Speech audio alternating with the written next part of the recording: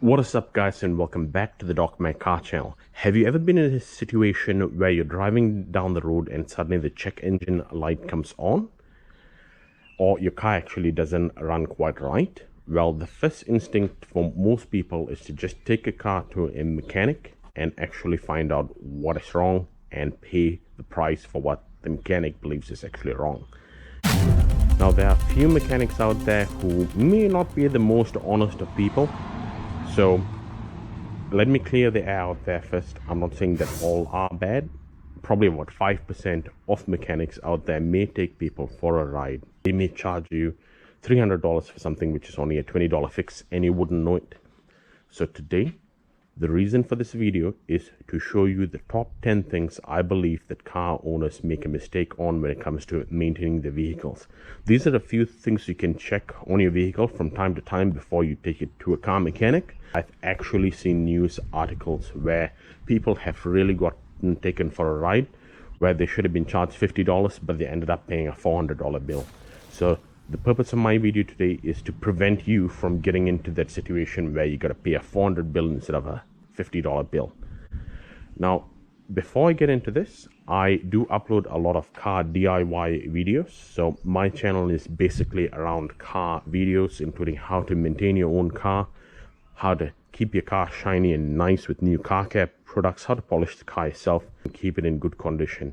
And these are really cheap to do if you do it by yourself, so you don't need to pay a mechanic to do it. Please consider subscribing to my channel. I do upload videos every week around Thursday to Friday. There should be new videos on my channel, so feel free to check them out. I have saved a lot of people money by actually showing them how to fix a car by themselves. So without further ado, let's get into it. Alright guys, so the first thing to check is the spark plugs on your vehicle. So now I'm working on a 4-cylinder engine, so it's a bit more easier to check your spark plugs and replace them as well. So the common issues with a bad spark plug or bad spark plugs would be difficulty starting the engine, poor fuel economy, the acceleration would not be very good, it would be quite rough and it would be quite laggy. And in addition to that, you will have some engine misfiring as well. You can actually feel the engine start to misfire if it all is quite bad.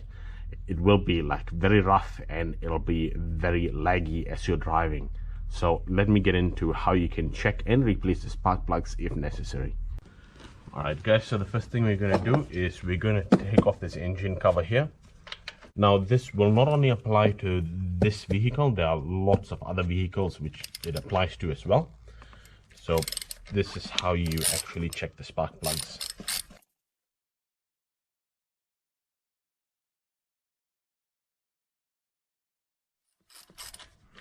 I'll put that one aside. Okay, so we're going to lift up this cover first, and that should pop off quite easily. What we're going to do now is we are going to take an extension and attach it to the ratchet and attach our socket on here. And what we're going to do is we're going to loosen the 10mm bolts right here. This is your ignition coil and these are your ignition wires. So you're going to break that free. That's out. What we're going to do now is we're going to wiggle this one out.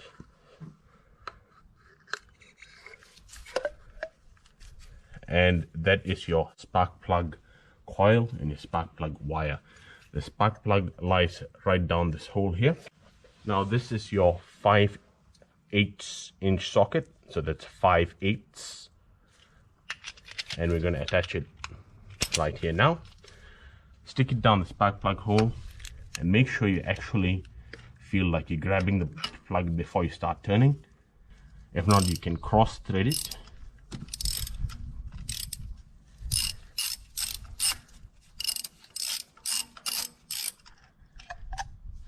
There you go. Those are your spark plugs. Alright guys, so now that the spark plug is out, how do you know if you need to change your spark plugs? Number one is you need to inspect if there's any engine oil around the spark plugs. If there is, then this would mean that your valve cover gasket which is a gasket which goes all around here, and your spark plug's hole, then means that would actually be torn or cracked, which would mean oil would seep in here. Now the second thing to actually check for is the gap right here. Now there are gapping tools out there which you can actually use, and I'll put a link in the description below as to where you can purchase it. Now it looks more like a coin, and you actually insert it in here and you turn the coin until it actually locks between these two pins here. And also, if you do find that this is completely black and burnt out, then it's possible that you do need to change it. But the telltale sign is by the gap right here. I will put a link in the description as to where you can purchase this NGK spark plugs. This is through the NGK website as well, which will actually show you the fitment for your vehicle and the proper code for your vehicle spark plugs as well. Alright guys, so those spark plugs didn't actually need changing, but myself being me, I'm quite fussy in terms of how I keep the car up to scratch. So I've bought these laser iridium premium spark plugs. These are good for 60,000 miles or 100,000 kilometers, as you can see, IFR 6011. So if you're going to purchase it for your vehicle, you got to check on the NGK website first if at all this will fit your vehicle.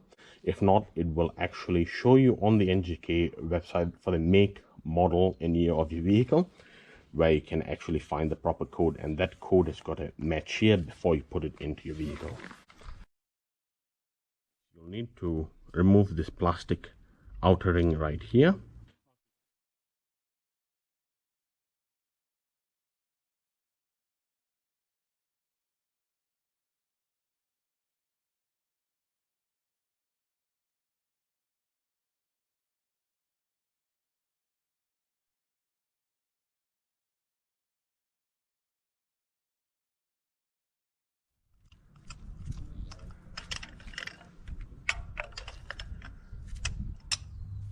And you just want to hand tighten it and then do about a quarter turn. Yep. Alright guys, so that's the spark plug already back in the hole now. Now I'm going to put the ignition coil and the ignition wire back in, slide it back in nice. What you need to do is just put the 10mm screw back in there, hand tighten it first. You always want to hand tighten first, because you never want to strip any bolts. Once you do strip bolts, then you are going to run yourself into problems.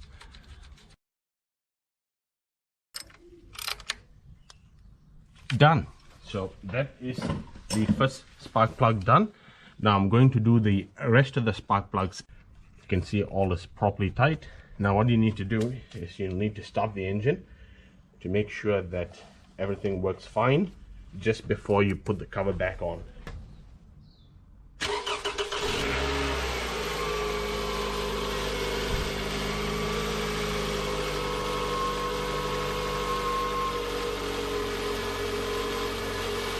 Alright guys, so now that all the spark plugs have been changed, I've taken the car for a drive. Seems to be all perfect now.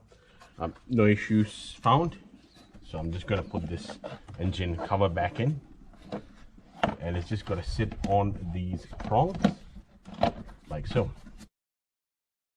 Tighten that. Done. So the plugs have now been changed. The second mistakes which car owners make when it comes to maintaining their vehicle is not checking their engine air filter. Now basically when it gets quite dirty, you'll get poor fuel economy, the car can become sluggish, and when you change in between gears you will feel there's a hesitation. It can also cause your engine check light to come on. So these are some of the causes that can cause engine check lights to come on. Alright guys, so today the engine air filter I have here is a Ryco engine air filter. I'm in New Zealand, but this is quite common in Australia. Most mechanics use this one. So because most people actually do not check this, so if they go in with an engine check light to the workshop, if the mechanic is dishonest, they may charge you for changing a fuel pump or something like that. If you're not mechanically savvy, this actually did happen to some people. I actually did see a documentary, and somebody went in for a $40 engine oil service, and they ended up paying $450 just because the mechanic told them there was something else wrong. All right, so without further ado, let me get into it. So this is a 10mm screw. All right, and then there should be another screw right here, 10mm as well. Okay, you want to make sure that you get it loose enough. Okay, and then this particular one, the screw here, is where the hose clamp actually meets the airbox. So what you can do is you can loosen that one a bit. It gives you a bit more leverage to take out the engine air filter. Okay, perfect. I'm gonna pull this one out. Up it easy. And this right here is your engine air filter. And what you can do is you can just pull it straight out.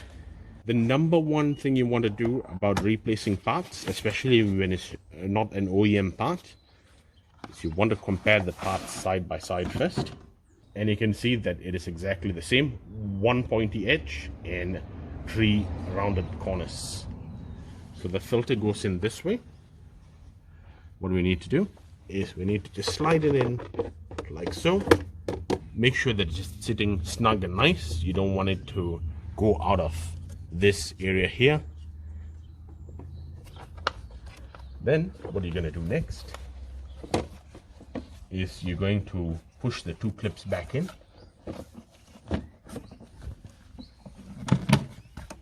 And then just push the box down.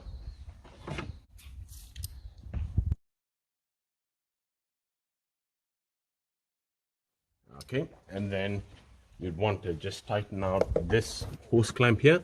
Make sure that this hose right here, there's a little groove. It fits perfect. And then tighten that hose clamp.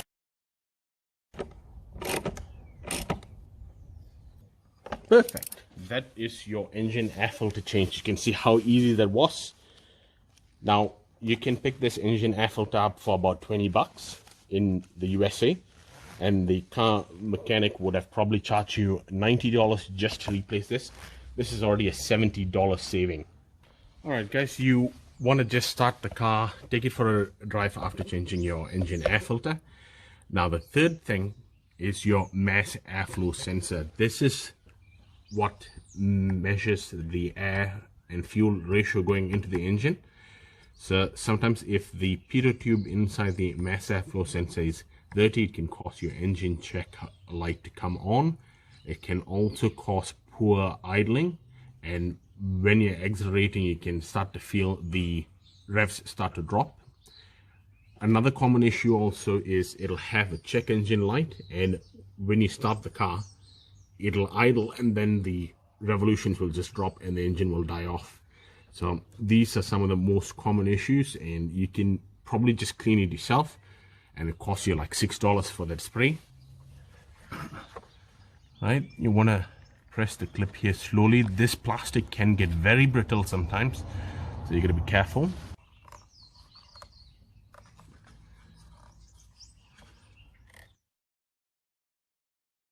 Alright guys, as you can see, this is now out and it's not broken. So now what I'm going to do is I'm going to undo this 2 screws. Alright, so these are the 2 screws which need to be undone.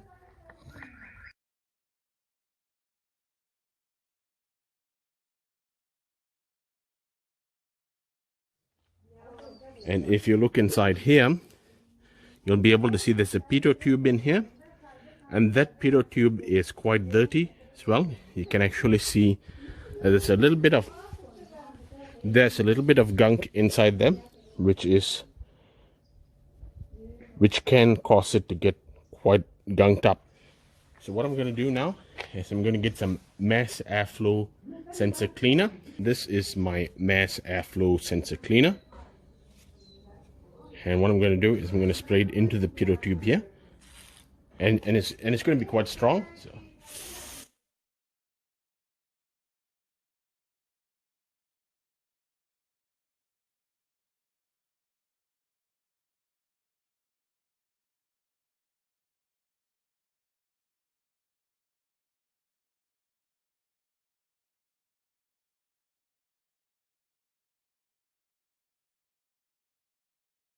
All right, and what you'll need to do is you'll need to leave it for about 30 minutes for it to properly dry, and then I'll show you how you can fit it back. And now what you need to do is you need to just put it back into place, make sure it seals, and then you want to clip this back into place until it clicks. Done. So now what I'm going to do is I'm going to put the screws back in.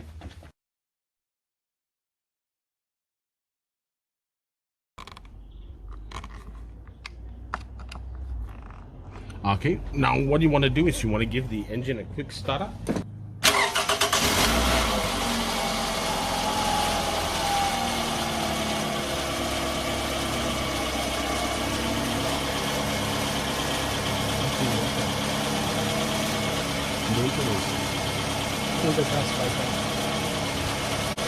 Okay guys, so you can see that the engine does sound perfect now. The mass airflow sensor has done its job and it's back in here, clipped in place nicely.